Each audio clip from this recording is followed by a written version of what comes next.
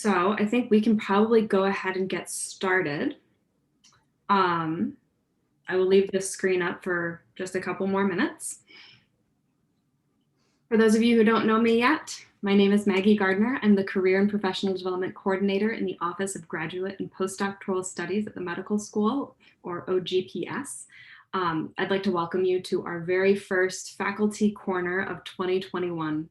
For those of you who are interested in pursuing a tenure-track faculty career, you may have felt that much of the emphasis in applying for these positions, especially at an R1 institution like the University of Michigan, is on developing your research program. But there's so much more involved in making that transition to being a successful faculty member. So the topics that are covered in our faculty corners go way beyond just your research program. We talk with faculty members and we have trainee moderators to explore the details of faculty applications, interviews, gain an understanding of what the inside of a faculty search committee looks like, discuss how to mentor trainees with diverse needs and from diverse backgrounds, and so much more. So today I am proud to introduce to you my former grad school and postdoctoral mentor, Dr. Matt Chapman. He is professor in the Department of Molecular, Cellular, and Developmental Biology. The trainee moderator for today is Dr. Helen Rich. She is a postdoc in microbiology and immunology in Dr. Beth Moore's lab. Helen is also one of our top 3 finalists from the 2020 Postdoc 180 competition. Today is broadly going to be about running a research program and balancing that with classroom teaching. I want to thank all of you who submitted questions in advance. Helen and Matt both have those questions, and I'm sure Helen has many more of her own. By all means, feel free to put questions in the chat as they come up, or as they come to you. Helen and I will both be monitoring that chat. So with that, I will hand things off to Helen and Matt. Hi, and welcome everybody to this Faculty Corner. I am going to be asking Matt a bunch of questions once he introduces himself, and I would encourage you guys to, I know it's scary, but unmute and ask a question, or just submit them in the chat, and then either I or Maggie can ask them as well. So welcome, Matt, and thank you so much for joining us. If you could introduce yourself and give us a little bit of background on how you got here, what you're doing right now, and then we can get into the weeds of it. Yeah, thanks for having me, and especially to Maggie. Yeah, as she said, she was a graduate student in my lab, and it's just always wonderful to see her again and be able to interact with her again. So thank you, and thanks for all of you for taking some time out of your Friday to join in. So I had to look it up this morning. I've been at the university long enough that I actually had to look up count up how many years it's been. So it's been about 17 years since I got to the University of Michigan as an assistant professor. And I got to science a little bit of a circuitous route. So I started out in college. I was an accounting major for a couple of years. And I distinctly remember sitting with an advisor, and I was trying to get out of taking a class called Accounting 2. And she was like, why are you trying to get out of this? And I said, well, I really disliked Accounting 1. And she looked at me and she was like, you're an accounting major. Is that, do you see a problem with that? And up until she asked me that question, I hadn't really critically considered it. I was just sort of floating through that college. And she asked me such a simple question. She said, what do you love? What do you like? And I thought about it for a little bit. And I remember going home and then had another meeting with her. And I said, science. I loved science classes in high school. And I took a non-major science class in college that I had really enjoyed. And she was like, do it.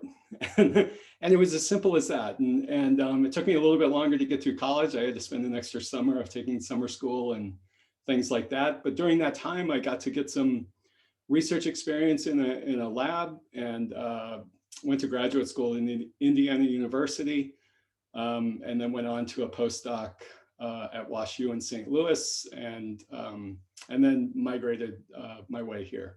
So that's how I got here, and been here a while, and I'm looking forward to answering Helen's driving questions. I know she keeps talking about this list. The list is long. I'm going to start off with hopefully a simple one. How did you get into teaching? How did you decide that you wanted to do that?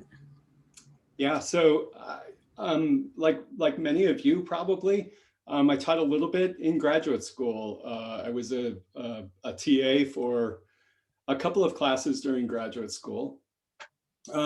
At the time, and I think not unlike many TA experiences, I was just there to sort of make sure nobody stabbed themselves with a sharp object in the lab classes, and maybe got up to date on some of the material that we were covering in non-lab classes. I didn't really have a lot of experience developing a class or a lecture even, or delivering a lecture.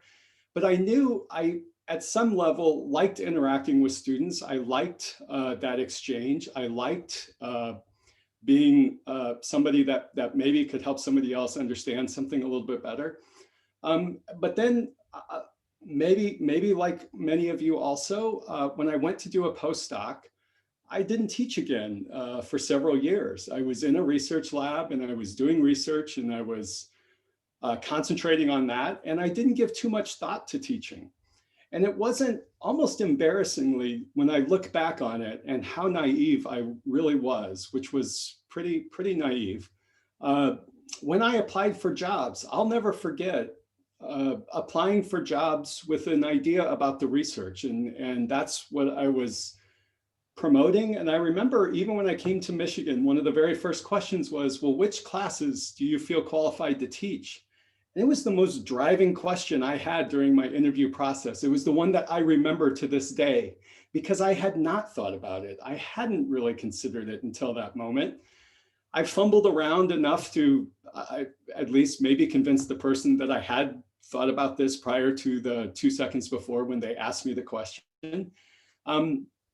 But it wasn't really until I got to the university and really kind of understood what the job entailed, that it was going to entail, of course, running a research lab, but also being a teacher and a real life faculty member and professor. Once I got to teach, and once I got to the point where I could develop a class and teach a class, I really found that it gives me maybe the most joy of anything that I do as a professor. So now I absolutely love it. That's great, and answers one of the questions. Looking back, what area would you have prepared more for entering the faculty job search process and starting your new lab? Definitely. Yes. With the teaching, is there anything else you might add to that? The only other thing I remember during the interview process that I immediately sort of knew that I wish I had spent a little bit more time on, and I think all of you will do a better job of this than I did.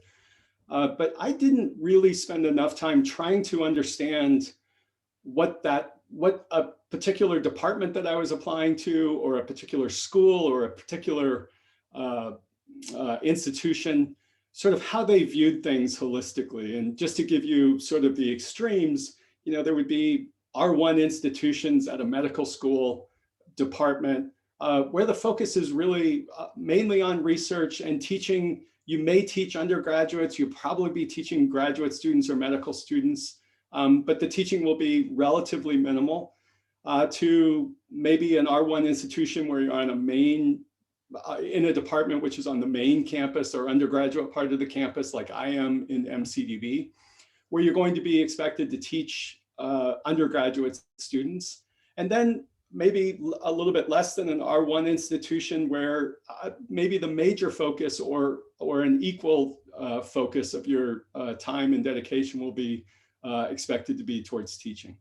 And so I hadn't really vetted those different tiers in my mind. It wasn't until I went to places and could kind of look back and reflect and say, oh, that was definitely a medical school department. They didn't even ask me about teaching. They didn't They didn't care, or they at least didn't ask me about it.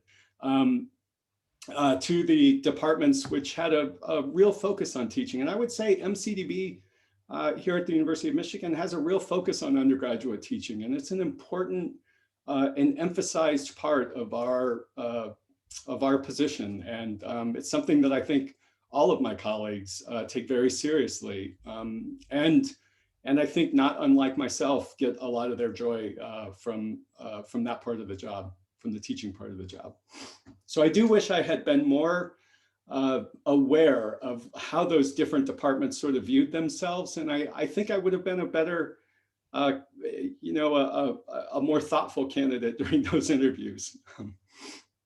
That makes a lot of sense. So when you started your lab then, one question is, did you have teaching duties right away? And then sort of to follow up on that as a twofer, what resources then did you use to develop your approach to teaching? Yeah, those are great questions. So number one, I did not have teaching duties right away. Maybe they recognized, oh, geez, when I asked Chapman about his teaching, he stumbled all over the place. We can't put him in the classroom right away.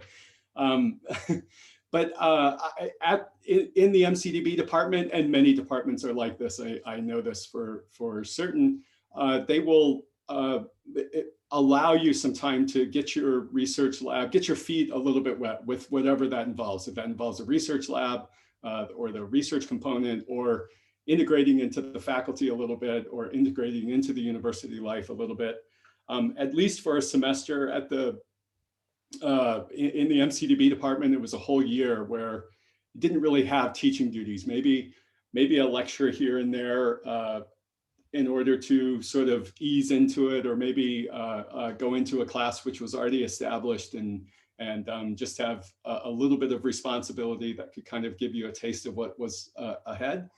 And then in that year, I knew pretty early on what would be expected teaching wise. And in many departments, like an MCDB department, the teaching responsibilities are similar. In MCDB, just to give you an example, we teach what we call kind of core class.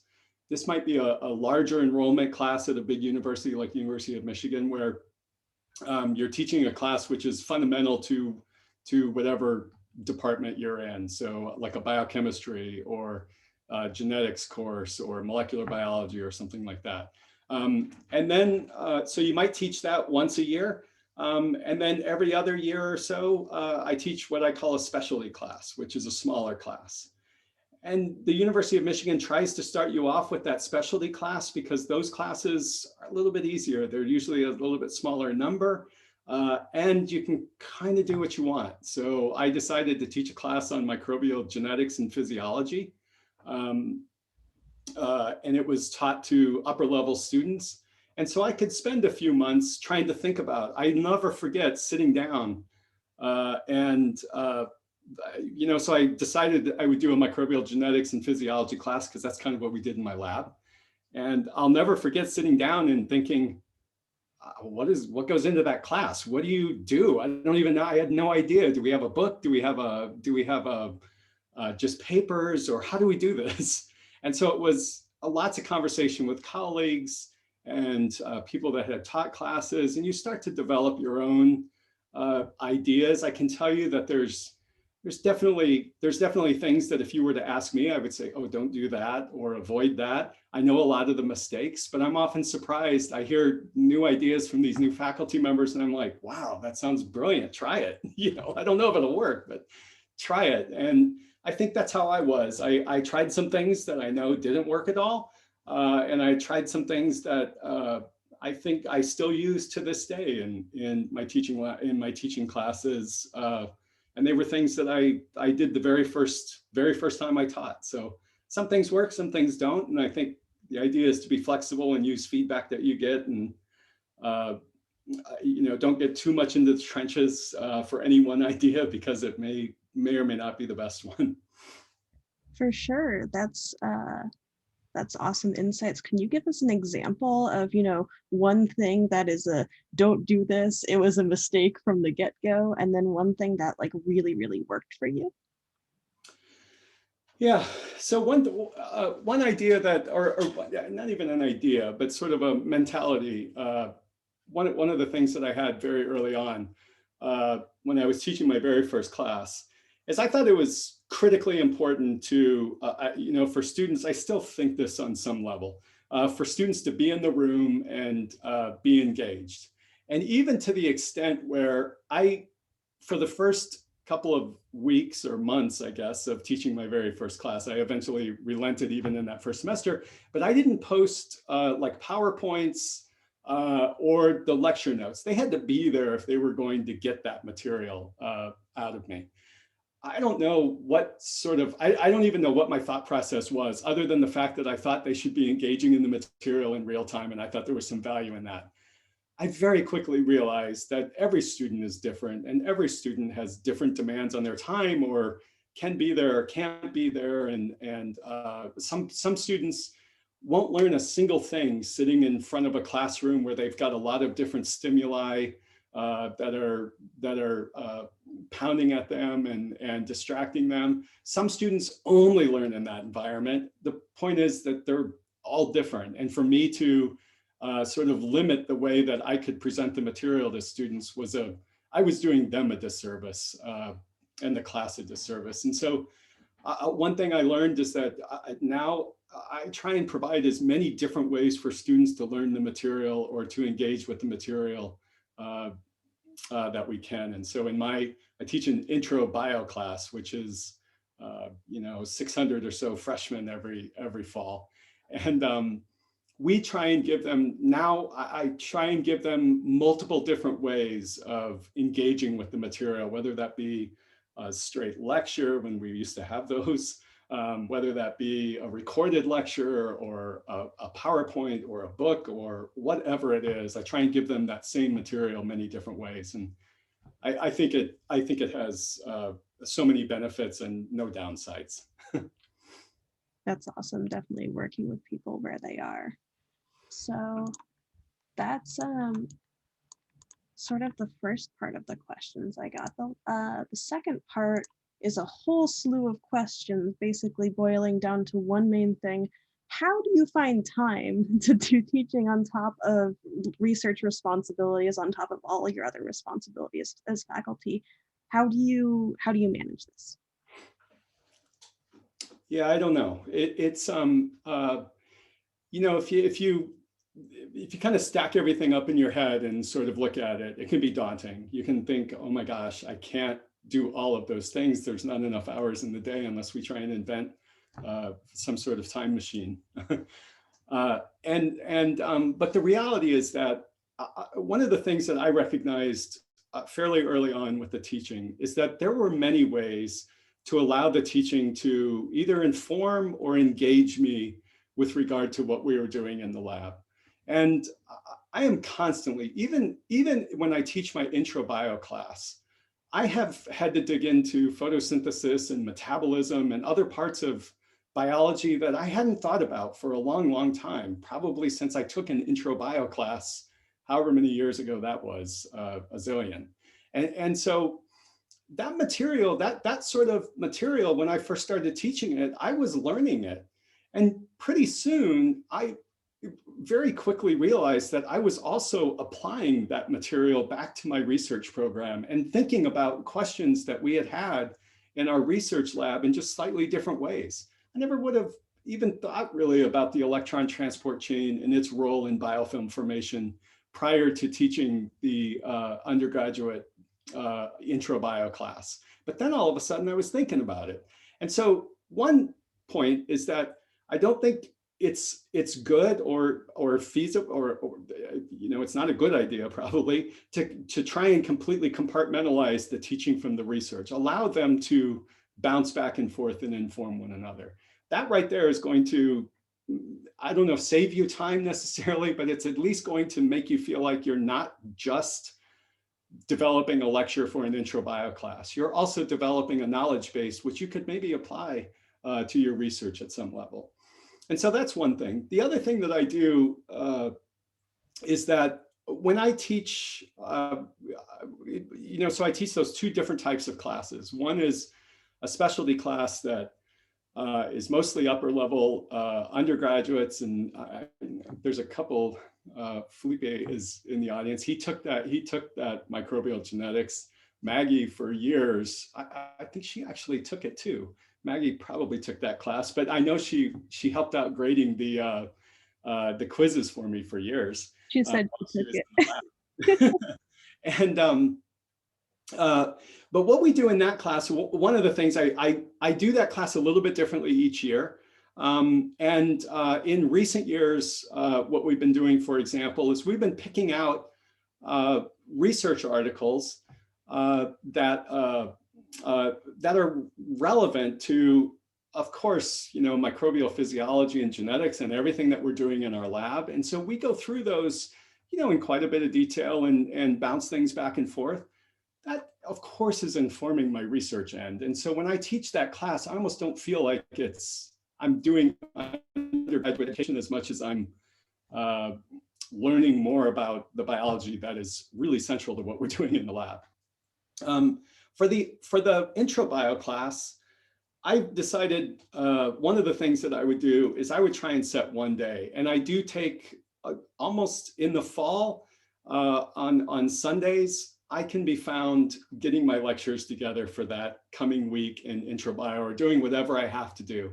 And I compartmentalize it into that day because it just became an easy thing that I could kind of sit down and say, okay, most of my Sunday, or at least a good chunk of it, is going to be taken up by doing this. And then that frees me up. I have to go in and give the lecture, and I have to, be conscious for the rest of the week with regard to teaching the class.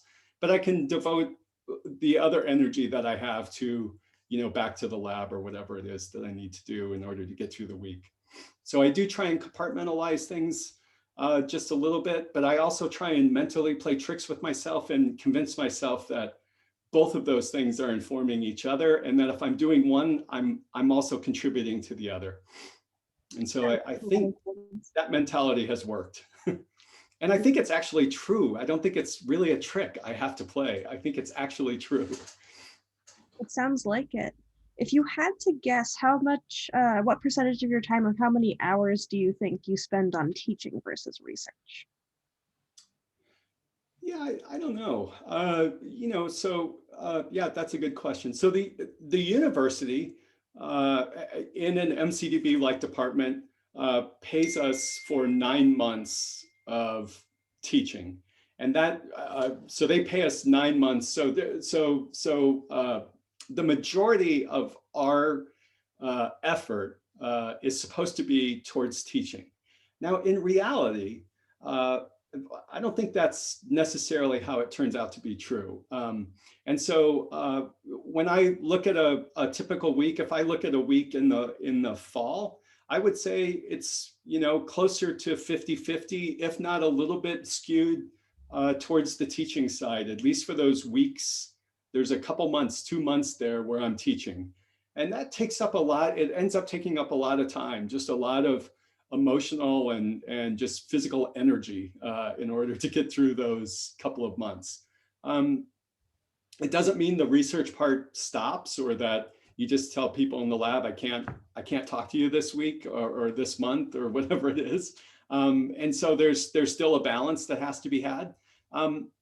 But then once I'm done with that, once I'm past that class and once I am, I kind of shut it off and sort of engage back with the lab. And so I don't know what the number of hours or how the breakdown works. I know that emotionally and I'm always looking forward to the end of the semester if I've been teaching that great big class and dealing with students that much. But at the same time, at the beginning of the semester, I'm giddy looking forward to it, and looking forward to getting to meet the new students and looking forward to how the class does and what we're going to talk about that's different this year. And so on both sides of it, I feel tremendous excitement and to start and then also to end.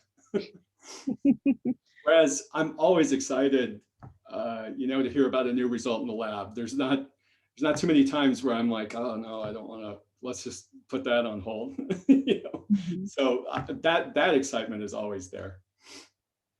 Yeah, for sure.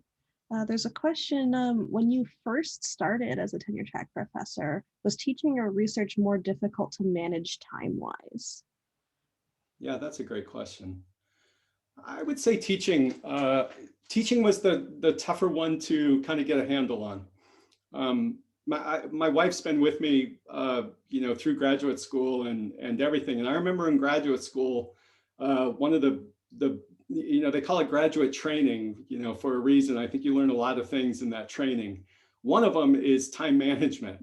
And I'll never forget, at the beginning of graduate school, I was hopelessly bad. It's amazing.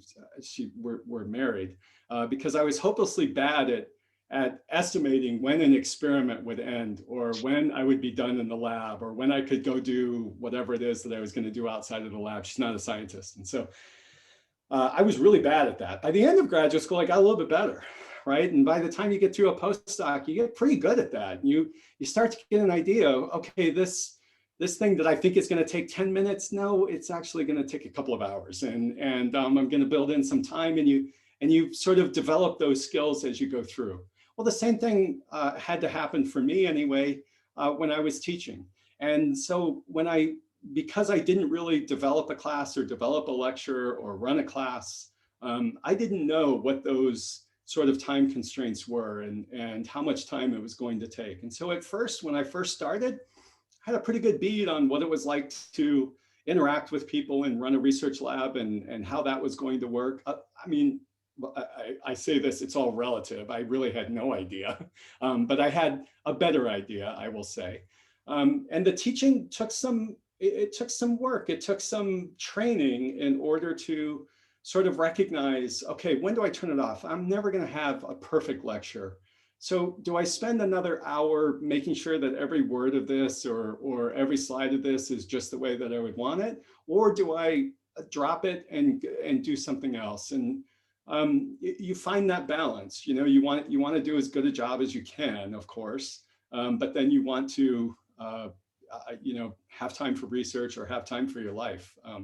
And so it's important that you find that line where you can say, okay, I don't need to make a perfect slide here. I can get this point across, or just go online and find a picture that does it, and move on with my life. That makes a lot of sense. So when you're teaching, how do you personally view and monitor and manage success in that? How do you view that? And another question is also, you know, uh, the university wants you to succeed at teaching as well. How do they look at that and measure that? Yeah, that's a great question too. So, so my own assessment, I guess. Let me take the second part. Let me go from the university, because I think I can answer that one slightly more clearly.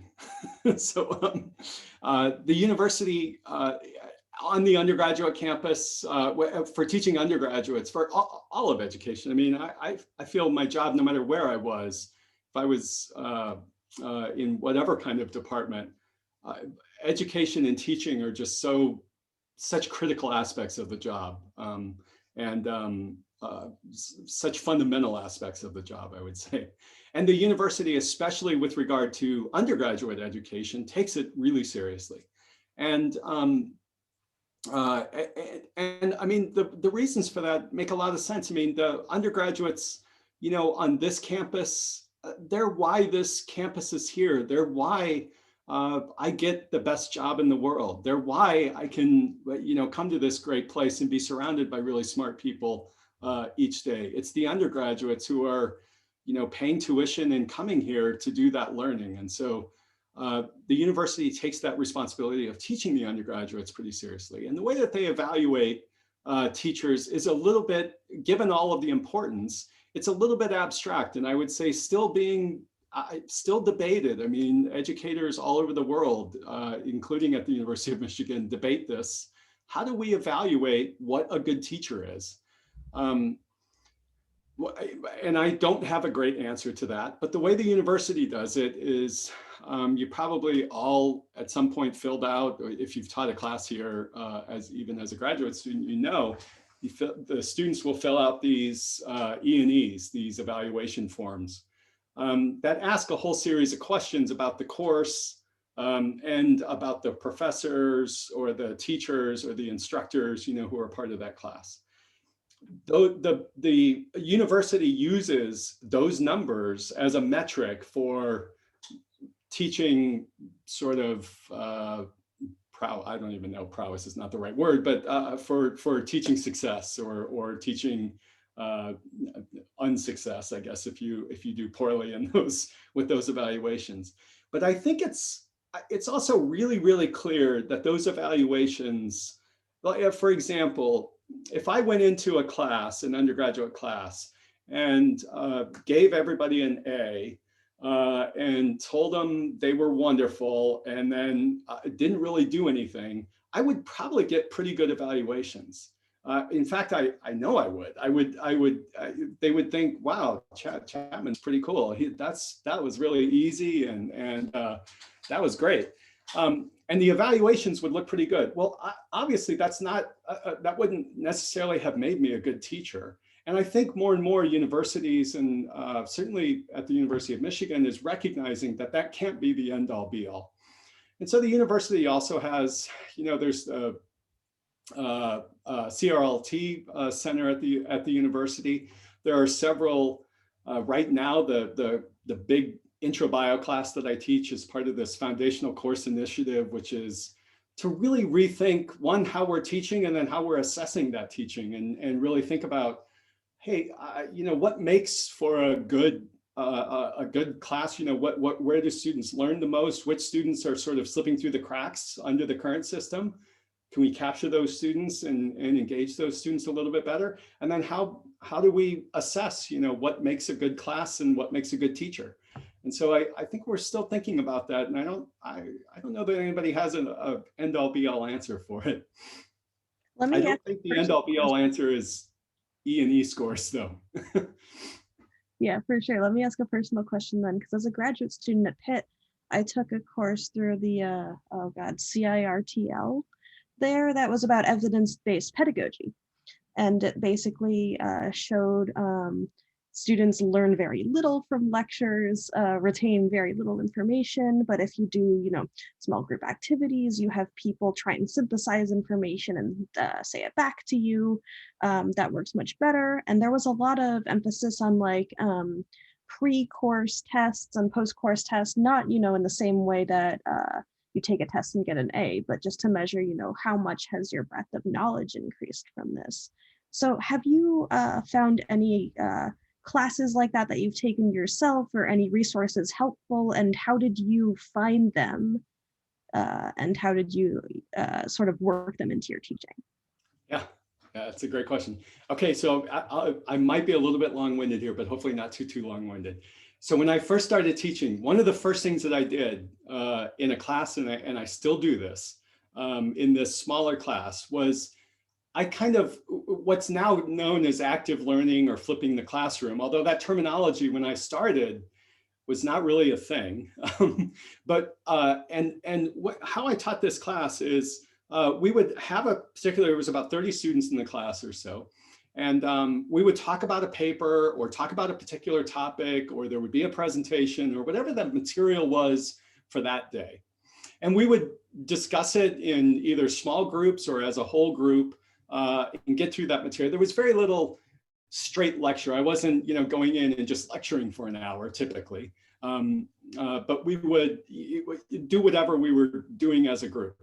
And then the very next classroom, when they came in, they actually took a quiz, a 10-point quiz, which covered most of the material. It was all on the material. About 9 of those points came from the material that we covered in the class before. 1 point came from the material that we were going to cover in the class that day. So they took the quiz first thing when they walked into the class. And what that did, this was an idea. I don't even know where it came from. I just thought, well, this makes sense. I didn't want to have like these big exams, and I thought these quizzes would be just a way to kind of keep everybody up to speed during the course, and it would give me feedback sort of instantaneously. I didn't have to wait until the quarter of the semester was over to go, wow, I really screwed up trying to teach that concept because nobody got it. I would get the information right away, and we could backtrack a little bit if we needed to and go back to that material. That format, I thought really worked well. And I'm still really proud of it. And those of you, Felipe and others who have taken the class recently, that's still what I do in that class, right? Now that's become a little bit in vogue with regard to sort of flipping the class, or at least keeping the students up to speed each class period. Well, when I switched, or not when I switched, but when I had taught this intro bio class, this large class, it was 600 students. And there wasn't really, I didn't feel like there was a way where at least I could sort of do that same thing, where you kind of have these quizzes, and this sort of constant. I taught it very traditionally. It was lecture based, and then they took an exam at the quarter. And then you have another 10 lectures and you take an exam, and then another 10 lectures or whatever it was and take an exam. Very traditional sort of course. Well, COVID, and that's the way we've done it for 10, it's the way it's been taught for, I don't know how many years here at the University of Michigan. And that's the way it was probably going to be taught as long as I was involved in the class. Except COVID came, and we were, over the summer, we were debating, what are we going to do? And so what we decided, one of the things that we decided pretty early on was, okay, I'll pre-record these lectures. And then we'll have class times. We'll use the class time to kind of go through material, or to, we call them office hours on steroids at first. And we came up with a more pedagogical name. I can't remember what it was now. It was fancier name than office hours on steroids. But what we did was, via Zoom, and you could do this, I cannot wait to do this in person next fall, but via Zoom, we would meet Monday, Wednesday, and Friday, and we would just talk about the material that was covered in the pre-recorded lecture before. So students would watch these pre-recorded lectures, which was just me talking into the computer screen for 45 minutes or so. And then we would meet and sort of go through, I could bring problem sets to these, I could put them in breakout rooms, and they could work on them in groups. And it was pretty quickly I realized, oh, we just flipped the class. We did that. We did all of that work by pre-recording these lectures and by flipping this class. And the students, despite the fact that everything was online and there were so many challenges with last semester, the students loved it. I mean, the feedback that we got and their grades, their understanding of the material on the exams, which if anything were harder because we had all open book, open note tests. We just said, just take the exam, but only use yourself. That was our only rule. We were just like, please only use yourself. And hopefully that's what they did. But I know that they did, the exams were hard because they were open book. We didn't have any kind of gimme questions, nothing you could look up. And students mastered it. I think they got such a better understanding. And I think it was that combination of seeing a pre-recorded lecture, being able to watch it as much as they want and do whatever they want with it, and then getting it, in problem format and things that they could work through or ask questions almost in real time. They would watch the lecture and then they would ask these questions. That was something we just didn't have, we didn't do before. And I think it's made the class, I cannot wait for next semester when we can do this live and incorporate the pre-recorded lectures with the problem solving sessions. I think it's going to at least change intro bio here at the University of Michigan. I have COVID to thank for it, as much as I've cursed this stupid disease. That's an awesome silver lining. And if you wouldn't mind talking a little bit more just about how COVID has changed teaching and what you've done for your other class, if that has happened during COVID, or just other ways in which you've had to reconsider things and things that have gone less well, and maybe other things that have gone better. Yeah,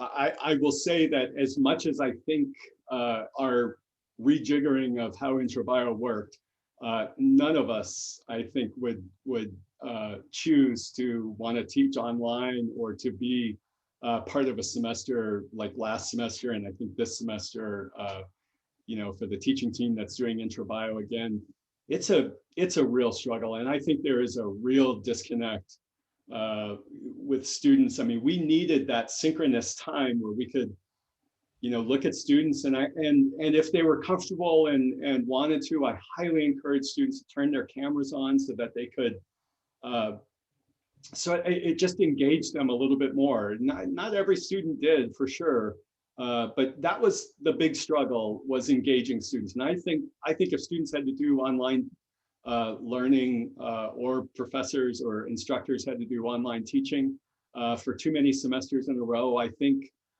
there would have to be a sort of a rejiggering of all of our heads, because I don't think it's the best way to learn, and I don't think it's actually the best way to teach. So I think there's clearly some challenges there. I think number one is engagement, just Zoom fatigue. Everybody talks about it. Everybody, do I log into this stupid thing? What am I going to do? And that is such we really felt that last semester. We really felt that towards the end of the semester. And I think this semester for some of those students, and I know, talking to the students, they are, it's going to be something they're really conscientious about keeping straight. Now, my smaller class, I was actually teaching last winter when the shutdown kind of happened, right at spring break or so. So we got sort of a traditional, half of the class, and then we got this Zoom half. And at that point, everything was so new, and that class is so adaptable that I would say that the impact COVID had, or the sort of going to virtual meetings, was relatively minimal. We were still able to do our presentations and do everything that we normally would have done in the class. It was disruptive, and but more so, not so much from a classroom experience, but just everything else that was impacting the students' lives and everybody's lives when that all first happened. I guess and continues to this day, but really at that point there was so many other extra things going on that I think that was the biggest impact. I think the impact directly on the class was relatively small. I didn't feel it too much. And I've heard from a lot of professors that doing these online courses has taken up a lot more of their time in order to change. And then also just, you have to pre-record a lecture and then do all this other stuff. You're not just making your PowerPoint and then giving it in class. So how would you say that's changed the amount of time that you have to prepare for teaching? Just to integrate yourselves into the technological world of teaching, was the biggest sort of time sink, I think, from my end, which was, okay, how do I do a Zoom webinar? Do I do a Zoom meeting? And like, where's the chat? How do I keep up with all this stuff? I mean, so a lot of it was just kind of figuring out, okay, how do I manipulate this in a digital world? So that was a lot of time. And I'll tell you, a lot of that was like, kind of thinking, I used Zoom before, but not in such a dedicated way. And so going to something where you have to use it all the time, it took a little bit of learning process, right? Pre-recording the lectures, yes, I spent August basically pre-recording lectures. That came with its own technical hiccups. You would record a lecture and halfway through it would stop and you wouldn't realize it. And then you would go to upload it and it would churn through that stupid Canvas conversion thing. And sometimes it would just go through like that. And sometimes it would just sit there and churn for days. And then finally you'd go, oh, I gotta go re-record that one. And so it was just this constant sort of, process. The other really big challenge was just trying to figure out how to, from the student's perspective, I was really conscientious of having them, watch 3 45-minute lectures a week. And then if we were going to have these synchronous office hours, when do we have them? Do we have them, because we had students all over the world, right? We had students that were not just on campus, and so they weren't in our time zone. So the class normally meets from 9 to 10. We have to teach it in a normal year. We teach it twice because there's not a room on campus that's big enough for all the students at once. And so we teach it 9 to 10 and then 10 to 11. And I try and give the same lecture each time. And so the question was, well, if we have it in the morning, there's going to be students in California who are having to get up if they want to go to the synchronous thing at like 6 o'clock or 7 o'clock in the morning, or 6 o'clock in the morning if they're in the 9 o'clock. So we really spent a little time thinking about, okay, how's the best way to have these synchronous sessions so that we're not overwhelming the students or making them feel like they have to watch this lecture. We do quizzes now in that class. So we give them a quiz after each lecture, and then they go to this synchronous session. Then they have a discussion section. You could easily fill up, 20 hours a week of just intro bio if you add it all up. And so we were really conscientious of making sure we weren't taking, all of our time trying to develop this class, but then also making sure we weren't putting too much onus on the students, to just only have intro bio in their life. As important as I think it is, I think they need other things too. That makes a lot of sense. Yeah, I've heard from some students too that it has been significant more time these semesters. Yeah. And I think we got better at that as the semester went on. We became more conscientious of it. At least I did.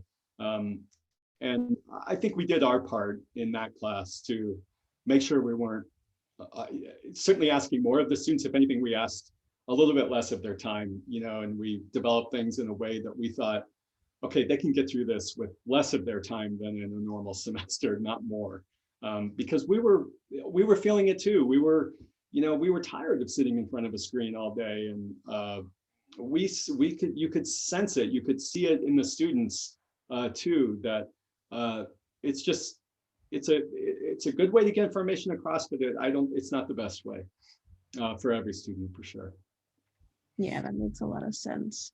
All right, we're coming up on the last 10 minutes of our hour here. So if anybody wants to unmute and ask a question, I'm going to leave a little bit of time for that, but I have a couple more that I can ask too. So I'll leave a couple seconds. And then I'll ask mine. I have a question about, hello. So yeah. I have a question about your, so we spend a lot of time here talking about teaching. I wonder, from your years of experience in University of Michigan and also reflecting on your personal experience, the transition from postdoc to PI, to establish the research side of it, what you would have prepared and more, going in this direction. I wish they had given all of us a psychology degree of sorts when we were postdocs.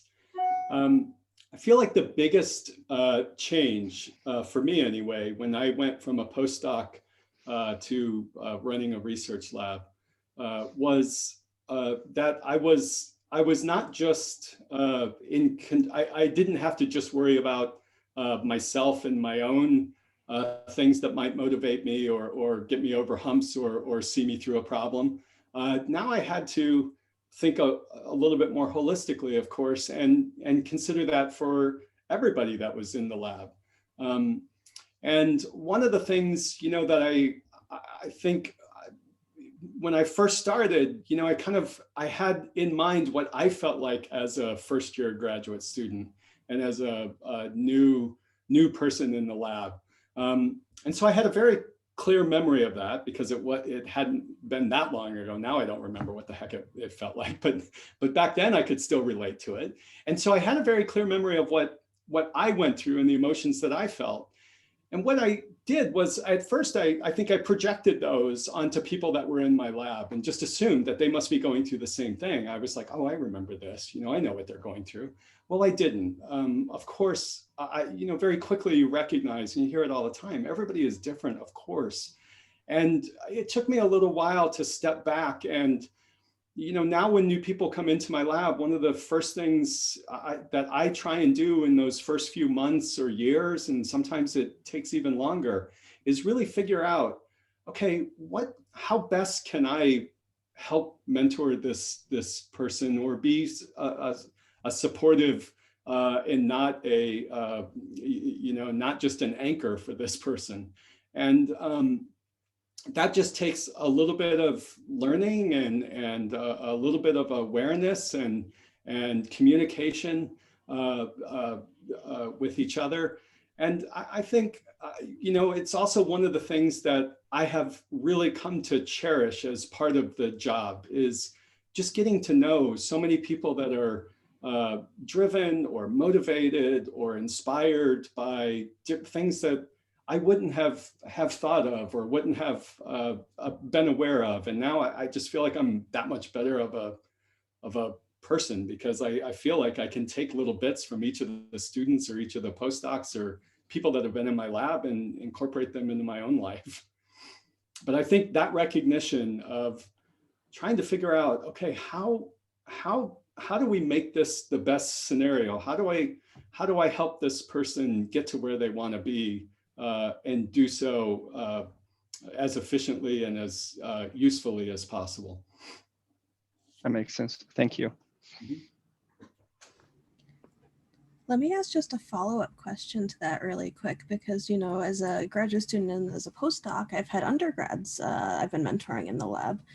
What are there any resources that you've felt that specifically have helped you become a better mentor, or has it solely been like trial and error with having more mentees? Oh, what a great question. So the biggest resource for me, I think, has been experience. I'm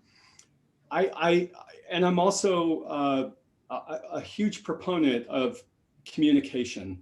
The very best students in my lab, Maggie is sitting there, Maggie can tell you this. She would pop into my office every day. Every single day we would communicate about something, most of the time about science, but about whatever there was. And that allowed us to learn a little bit about each other and what made each other tick. The students that I struggle with, or that I feel like it takes me longer to get to that point, and I maybe never get as far as I think I should, are with ones that I don't communicate for one reason or another as well with. And so the number one thing for me is to establish that sort of communication, and however it takes place. Some students, like Maggie, would come into my office every day. Another student that was in the lab at the same time as Maggie, Dave, used to come in every single day. He would pop in every single day. Some students I would either have to hunt down, or they would want to communicate via email or a text message or something. But whatever that communication line is, it has to be good and it has to be solid. And you have to feel like, we're moving, at least we're communicating enough that we know where each other is wanting to go. And so just developing that skill and developing that resource of communication is just so critical. I feel like that's good life advice too. I think it is. I think my wife would agree. And if I can just ask, one more follow-up question, and please interrupt me either in the chat or by unmuting if you have an interesting question. But how has that changed during COVID? I know I have, a weekly hour scheduled call with my mentor, but it's not like I can just run into her office every day now. It's been brutal. It's the thing. It's the one of the things. I mean, there's many aspects of what's happened in the last year that are